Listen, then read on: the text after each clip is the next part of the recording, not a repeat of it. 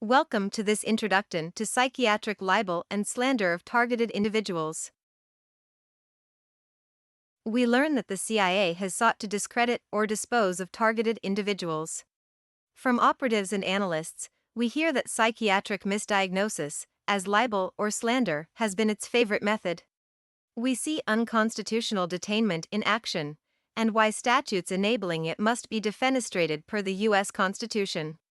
Finally, we enjoyed Jeffrey Scaler's classic speech. In the CIA programs, the target is put through these phases as written in the documentation: disorient and confuse the target, use them for our purposes, and then dispose of them in any way possible. That's from Robert Duncan's summary of no-touch torture techniques in 2015. So how do the CIA and NSA dispose of their tortured targeted individuals? The CIA, NSA, DoD, and affiliates lie about assaulting civilians with V2K or directed energy since Project Moonstruck in 1952. They cheat by flagrantly violating Fourth Amendment rights to surveil and torture civilians in our homes.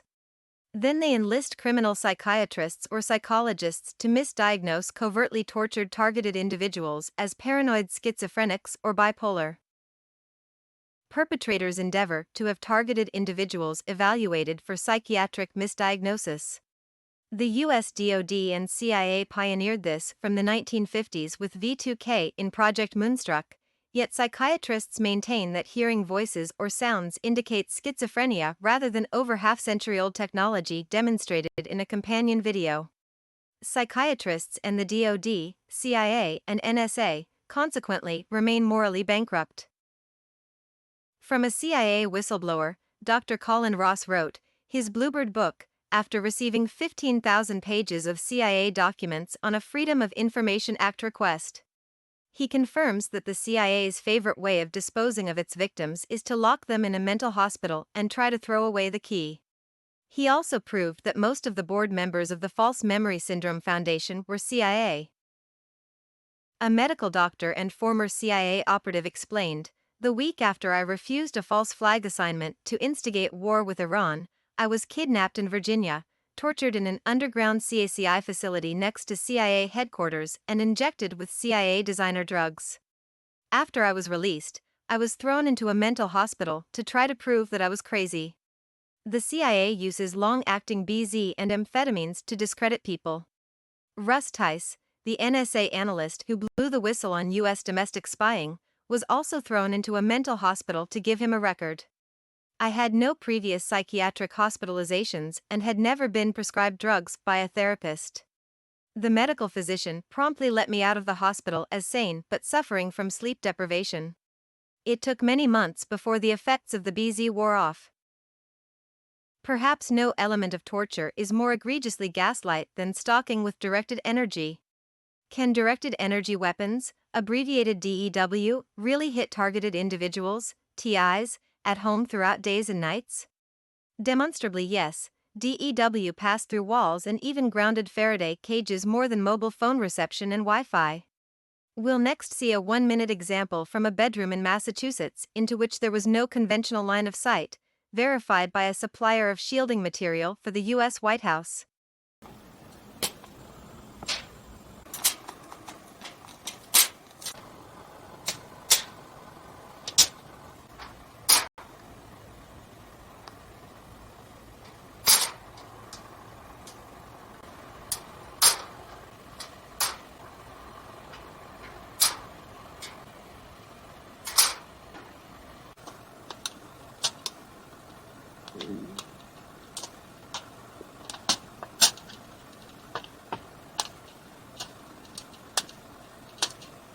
They're ongoing directed energy weapon shots to the head. They're stronger right now to the back.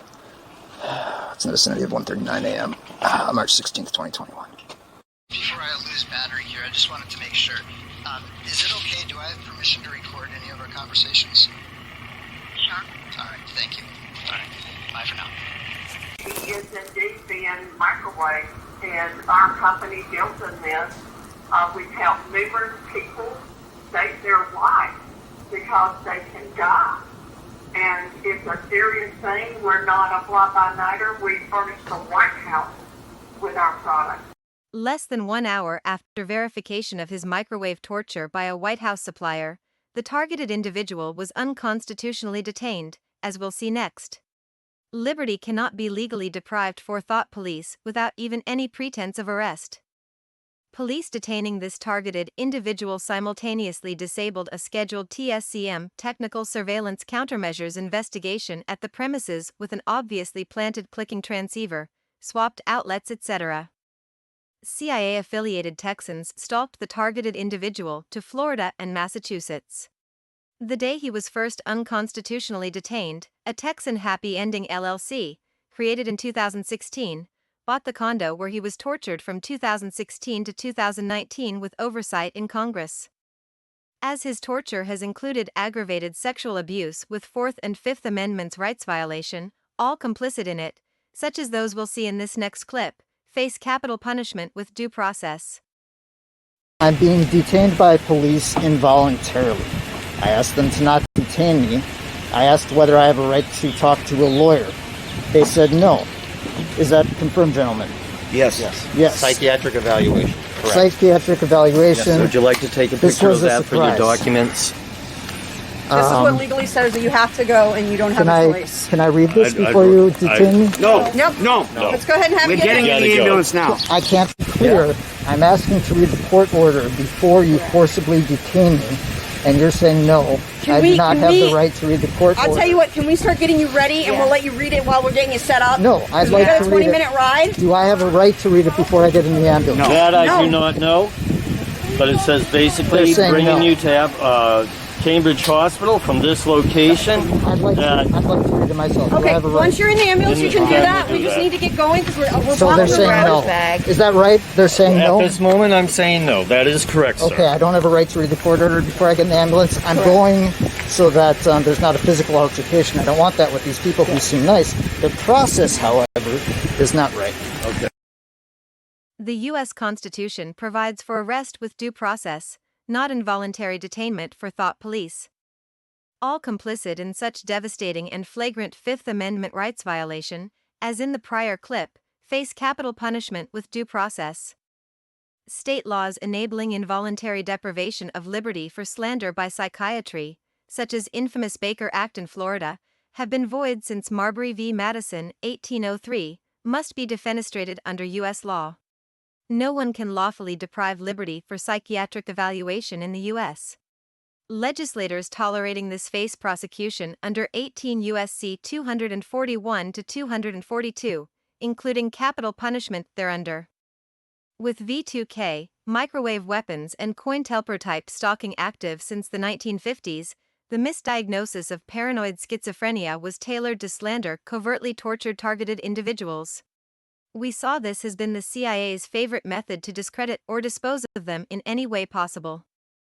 To appreciate how criminal misdiagnosis serves to isolate and discredit targets of covert torture without medical basis, we close with Jeffrey Scaler's 2006 speech, "Psychology is a Weapon."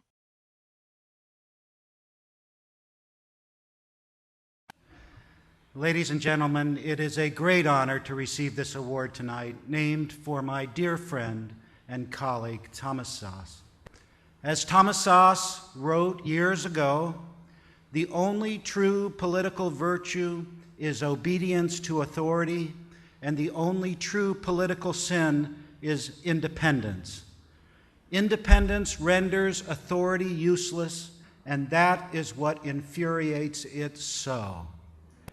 You've undoubtedly been told you're mentally ill for daring to say that the emperor called psychiatry has no clothes, not to mention stupid and unscientific. At least this is what some of my colleagues say about me at one university. So if this is something that has happened to you, I'm here to say that you're not alone. The controversy regarding the myth of mental illness and psychiatry is not about science or medicine, it's about power. When psychiatrists start agreeing with you, well, then perhaps you ought to reconsider your position. Something may be wrong.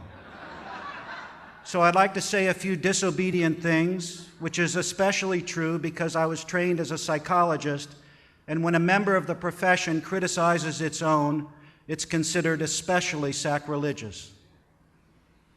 What do we know that is true, that the cult of psychiatry keeps telling us is false? First, the idea that there is a known brain lesion causing mental illness. The truth is, we cannot tell who is mentally ill and who is not by looking at pictures of their brains or analyzing their blood. Psychiatrists had to invent their own book of diseases because pathologists would have nothing to do with them. It's called the Diagnostic and Statistical Manual for Mental Disorders, the DSM, a great work of fiction. What's the difference? What's the difference between the DSM and a scientific book of disease? Every disorder in the DSM is invented. Every disease listed in a pathology textbook is discovered. Real disease is found in a cadaver at autopsy. Mental illness is not. Mental illness refers to something that a person does. Real disease refers to something that a person has. Consider this yet another way. It takes one person to have a real disease. It takes two people to have a mental illness.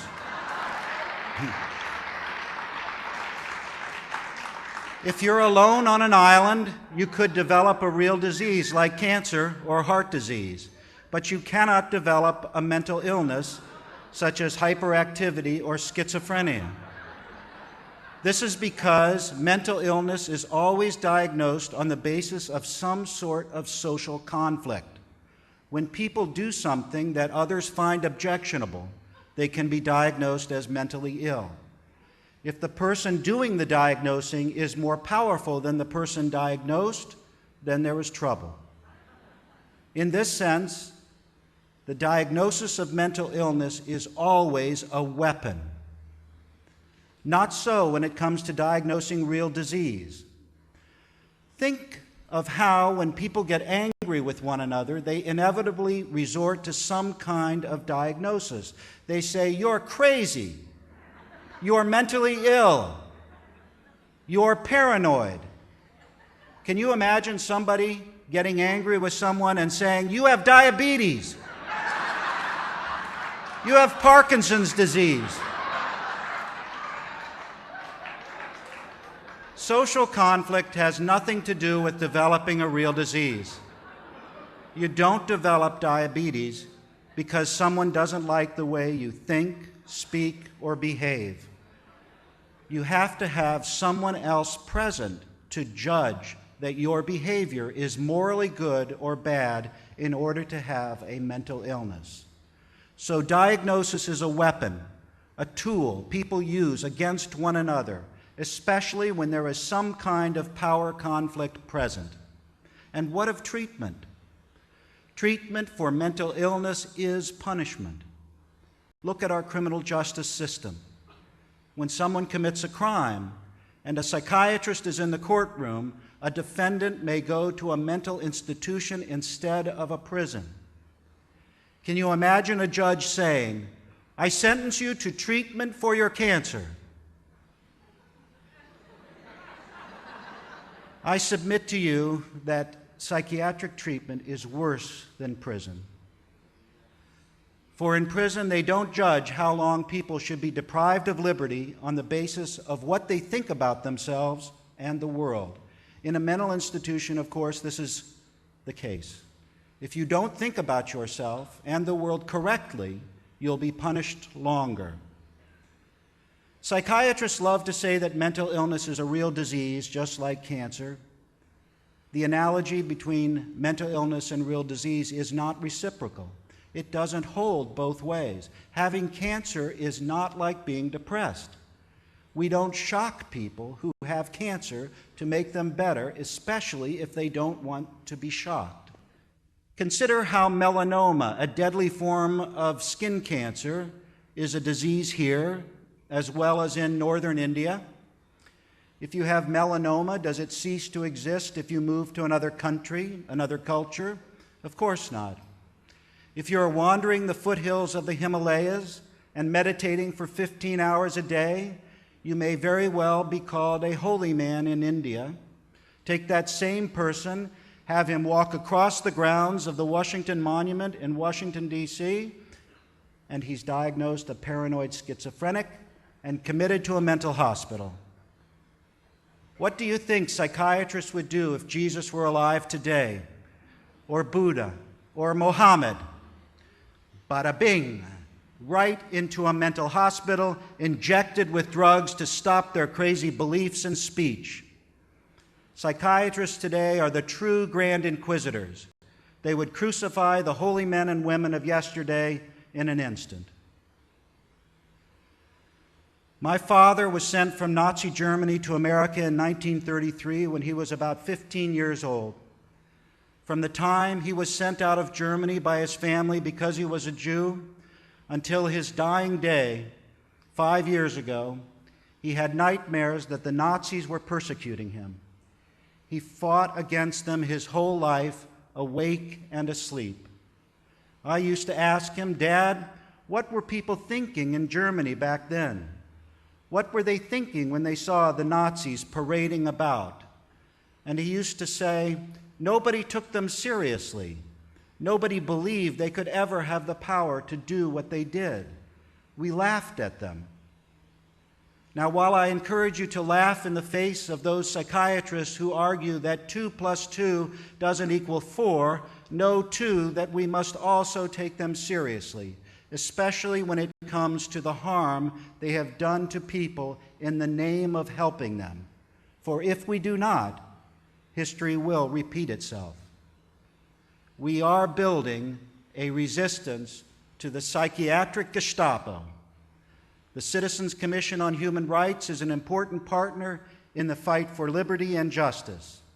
That is why we are here tonight, and that is why we will be together tomorrow.